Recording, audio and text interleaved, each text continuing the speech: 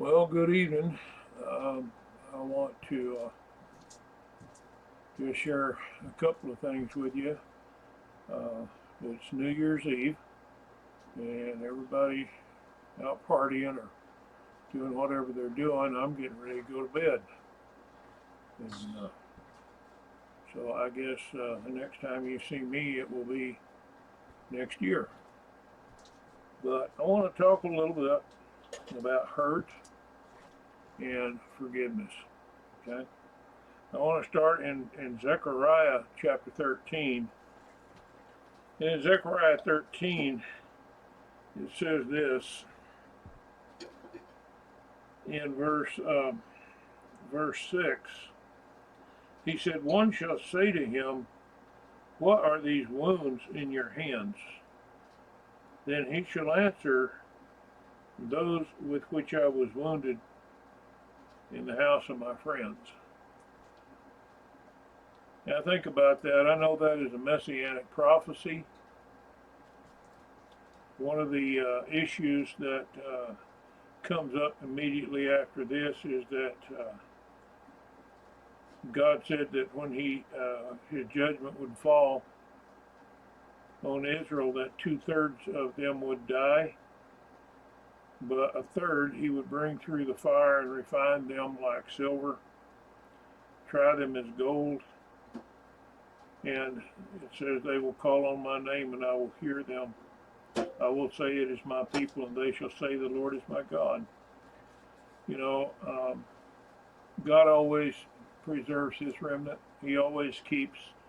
Uh, he always keeps His remnant, and the thing about it is one of the things that I'm seeing right now is that in the land where there's so many different ways that the enemy would attack God's people, and I wonder if we are responding properly to those attacks. And it says he said these wounds, he suffered these wounds in the house of his friends. And can I tell you something that I've learned? And that is that nobody can hurt you so bad as friends and family, close friends and family, because they know your weaknesses, they know the right buttons to push, and sometimes they do that. And so, what would our response be to that? I want to take you into Mark chapter 6, and while you're turning there, um, I want you to realize something, and that is God has a plan. God has a plan, and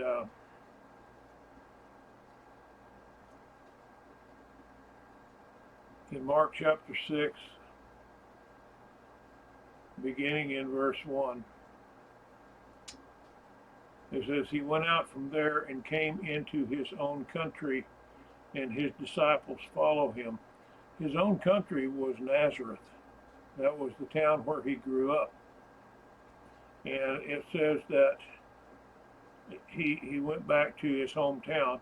And in verse 2, it says, "When the Sabbath day was come, he began to teach in the synagogue, and many hearing him were astonished, saying, 'From where does this man have these things?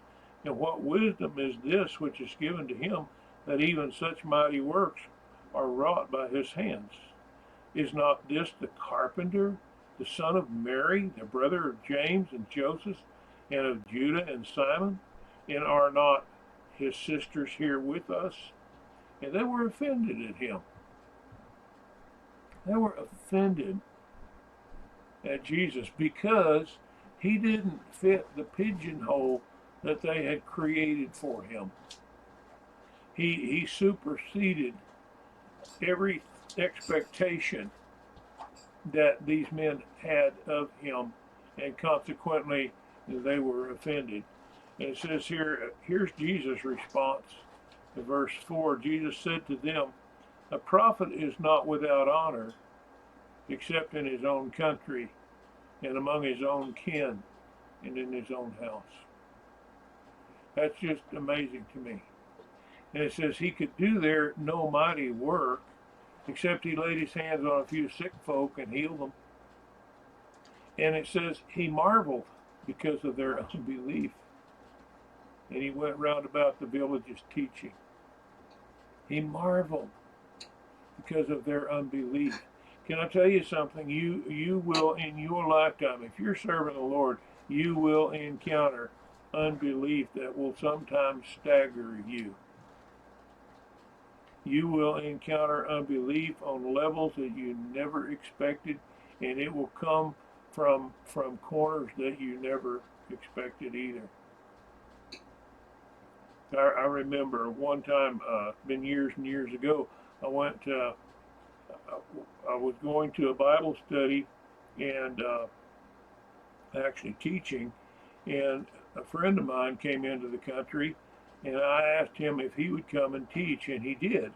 And he spent like 3 or 4 days there teaching these people some of the deeper truths of the Word of God. And the woman that was the hostess, oh, she was just so into this, and she was just so blessed and so strengthened and all this stuff. And when it came time for the man to leave,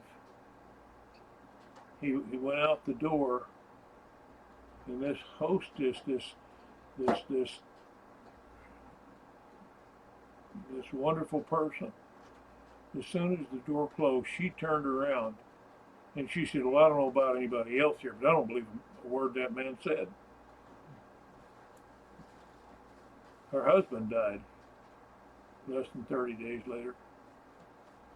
That would not be a position I would want to find myself in. But I was shocked because she seemed to be so receptive on the surface. But as soon as this man's back was turned, she badmouthed him to everybody.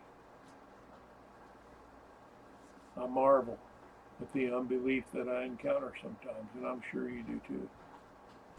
And I will tell you, there's no wounding that runs so deep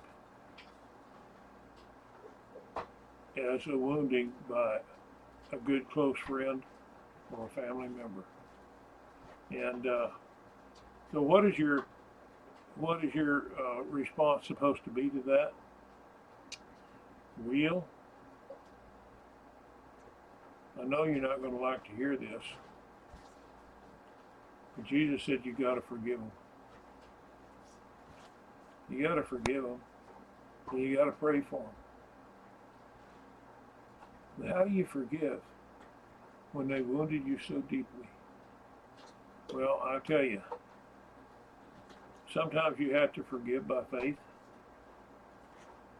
Sometimes you just have to be honest with God and say, "Lord, I'm sorry, but I don't know if I can forgive this person, but if you will work in me to bring me to the point that I would be willing to forgive them,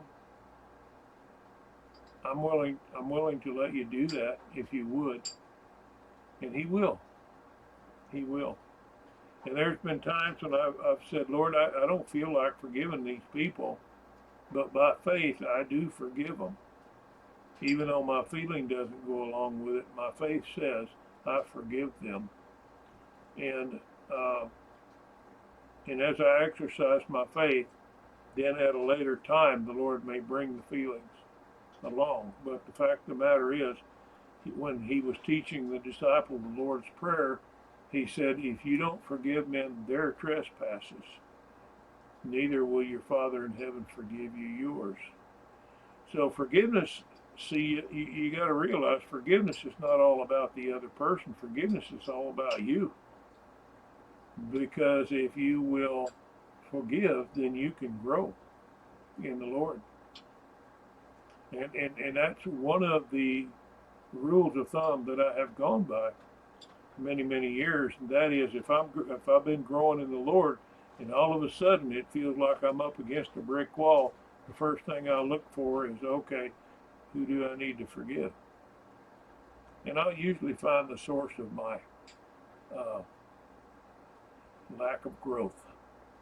And when I forgive that person, then the Lord keeps moving me forward from there.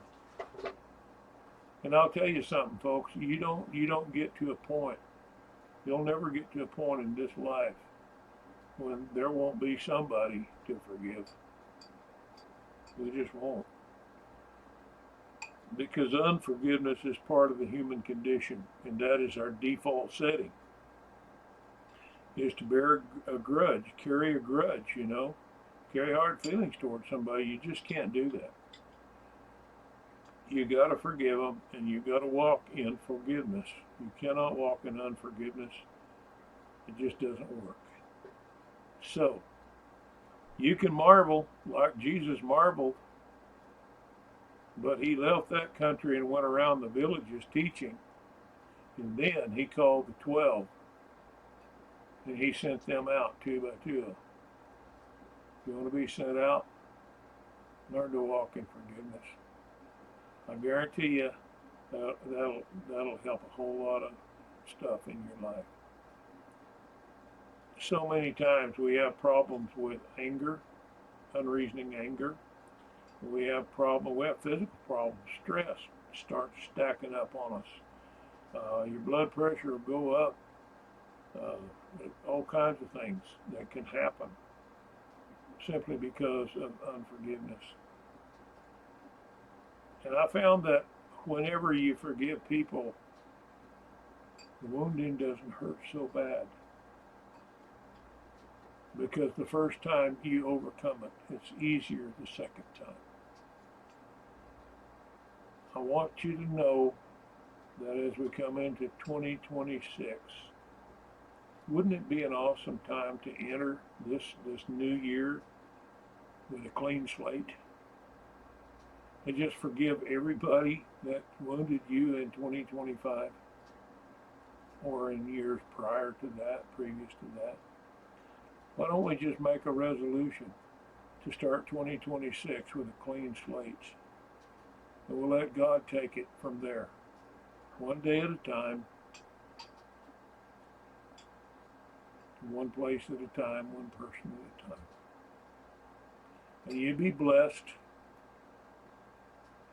and have a new year, a great new year, actually. Be blessed.